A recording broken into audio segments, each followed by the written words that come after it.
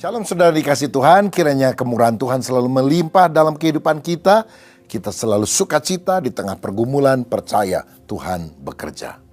Hari ini saya akan menyampaikan renungan dengan judul Kecil Tapi Dahsyat. Yakobus 3 ayat 1-5, dosa karena lidah. Saudara-saudaraku, janganlah banyak orang di antara kamu yang mau menjadi guru, sebab kita tahu bahwa sebagai guru kita akan dihakimi menurut ukuran yang lebih berat. Sebab kita semua bersalah dalam banyak hal.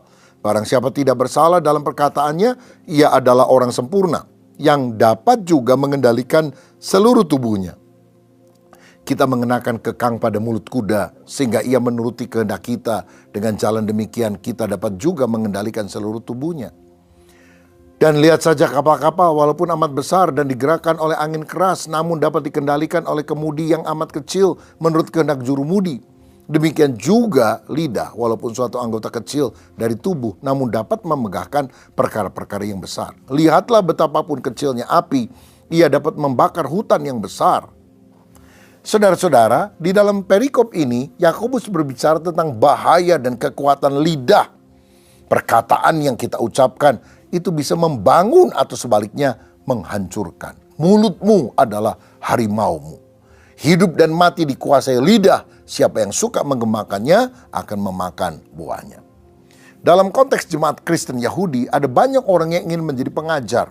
Tapi Yakobus memperingatkan, mengajar berarti tanggung jawab besar atas ucapan. Karena lidah itu memang kecil, tapi memiliki kuasa yang besar, yang dahsyat, sehingga perlu dikendalikan dengan hikmat dan tanggung jawab. Ada 3 kebenaran yang kita bisa pelajari. Yang pertama, perkataan mengandung tanggung jawab besar.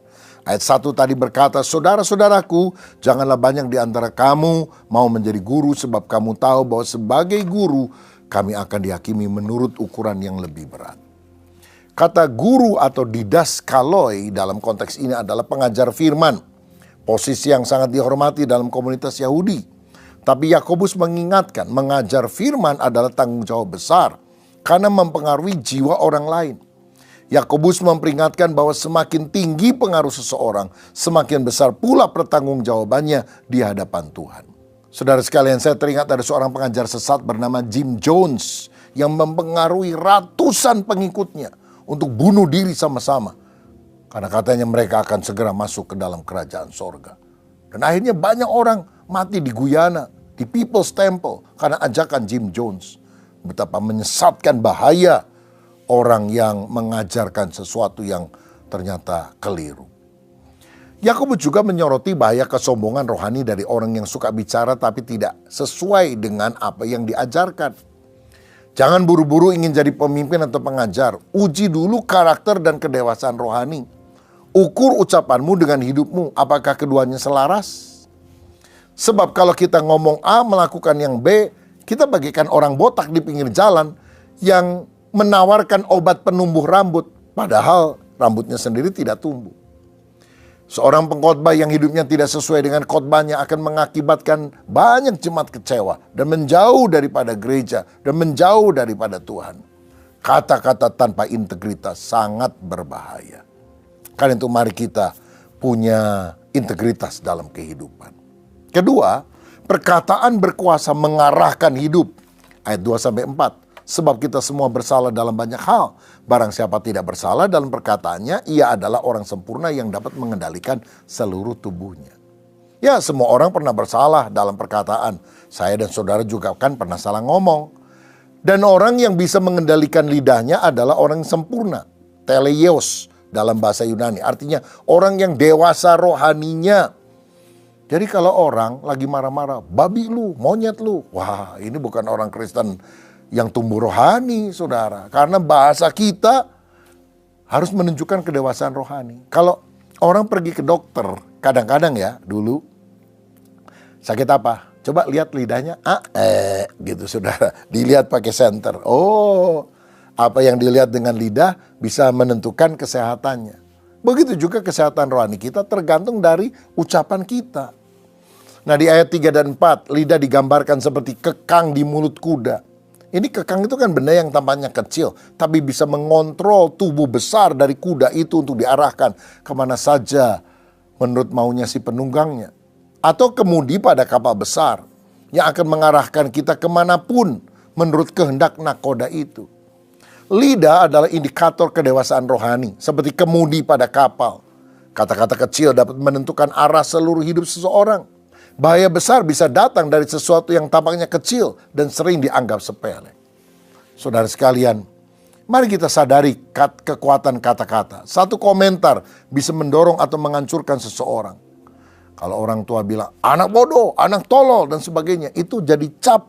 Sehingga anak itu tidak bisa berkembang. Siapa yang salah? Ya orang tuanya yang mengata-ngatainya. Karena seringkali ucapan kita adalah harapan. Ucapan kita adalah doa. Mari kita ucapkan sesuatu yang baik, bukan yang jelek. Latih dirimu untuk berkata yang membangun, bukan menjatuhkan.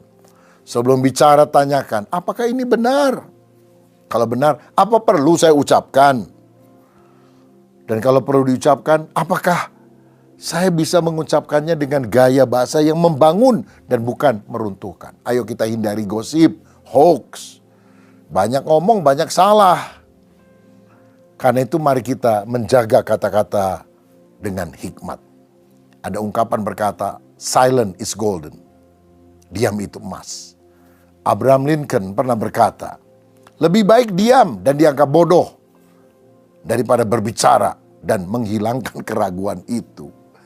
Jangan-jangan waktu saudara diam, orang pikir paling, oh mungkin dia nggak ngerti apa, Pak, diam aja. Begitu ngomong dan kagak nyambung, oh bener bodoh tuh orang. Yang ketiga, perkataan berpotensi besar untuk baik atau buruk. Ayat 5a. Demikian juga lidah, walaupun satu anggota kecil dari tubuh, namun dapat memegahkan perkara-perkara yang besar.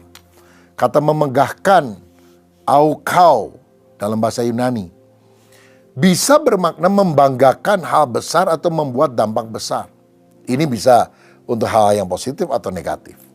Yakobus sedang membangun argumen menuju bahaya lidah di ayat-ayat selanjutnya. Tapi di sini dia ingin pembaca mengerti bahwa ukuran kecil tidak berarti dampaknya kecil. Lidah itu kecil tapi dampaknya sangat dahsyat.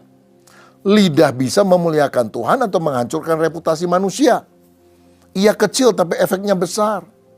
Saudara, kata-kata bisa menjadi alat kasih atau alat kebencian.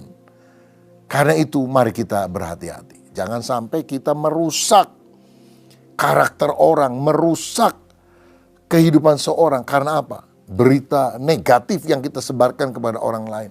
Padahal kita tidak tahu duduk persoalan yang sebetulnya. Tapi kan pengaruhnya sudah sangat negatif. Pernah ada seorang bilang gini sama temannya, itu pendeta selingkuh tuh.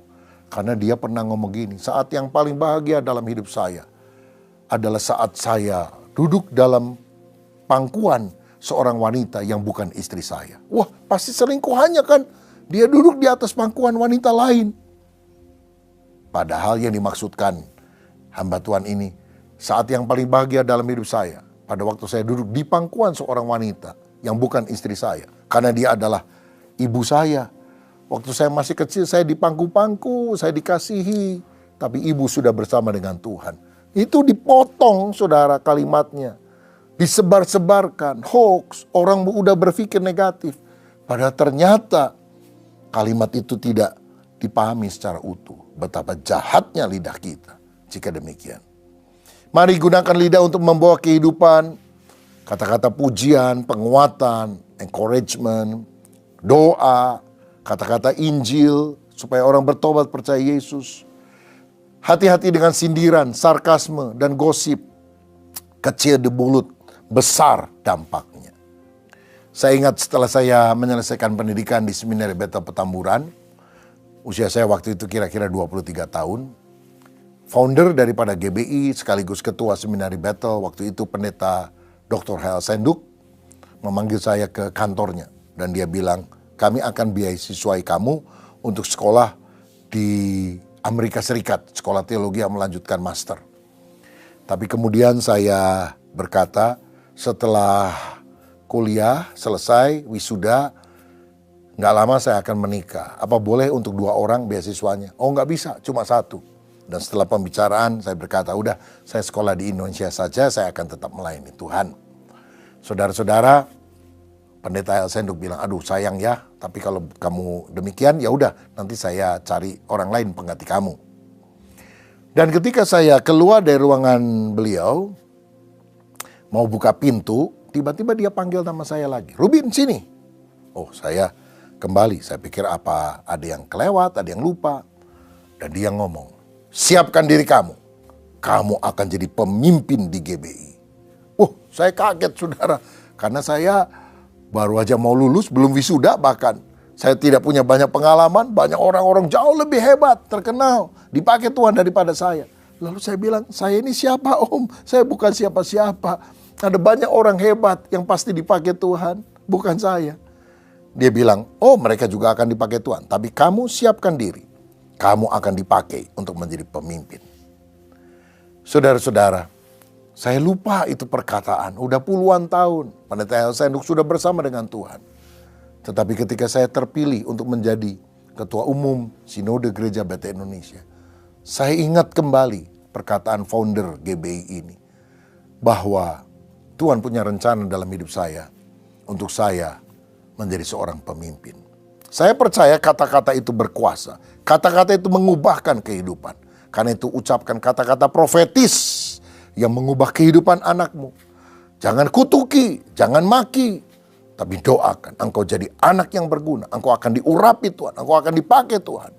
Saya yakin kata-kata kita jika diarahkan untuk hal yang benar, dahsyat akibatnya. Siapa di antara kita yang punya beban pergumulan, jangan ngomong negatif, ucapkan kata-kata iman. Bapa Surgawi, hamba berdoa untuk setiap anakmu yang sedang menghadapi tantangan kesulitan dalam hidupnya. Dalam nama Yesus, biarlah Tuhan sendiri menjamah. Dan satu perkataan Yesus bisa menyatakan mujizat bagi kami yang percaya. Terima kasih Bapa. Berkat-Mu atas kami, dalam nama Bapa, Putra, dan Roh Kudus. Dalam nama Tuhan Yesus Kristus. Amin.